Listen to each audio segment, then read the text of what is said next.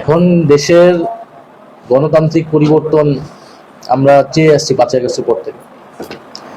এখন আমাদের কাছে মনে হয়েছে যে বিএনপি তারা জুলাই সনদ বাস্তবায়নের কথা বলছে, কিন্তু গণভোটের ব্যাপারে তারা পরিষ্কার কোনো বক্তব্য রাখছে না সংবিধান সংস্কারের জন্য।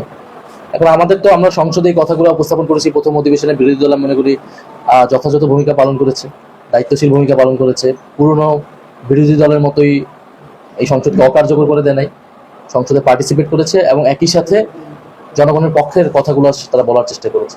কিন্তু যেহেতু সংসদের 2/3 হচ্ছে সরকারি দলের, ফলে এখানে বিরোধী দলের জায়গাটা অনেক সংকুচিত। এবং আমরা যেটা বলেছি, দেশের এই যে পরিস্থিতি, এই যে দেশে আন্তর্জাতিক যুদ্ধ পরিস্থিতির প্রভাব, জ্বালানি সংকট, এখন আমাদের হাম সংকট, হামের একটা প্রকোপ চলতেছে, এর মধ্যে থেকে আমরা তো আসলে চাই না যে রাজপথে আন্দোলনটা গড়া। এখন এটা রাজপথ আন্দোলন সংসদে সমাধান না হলে এটা রাজপথে গড়াবে এবং এটা নির্ভর করবে সরকারের উপরে। আর সরকার এটা চাচ্ছে না কেন, এটা তারাই ভালো বলতে পারবে।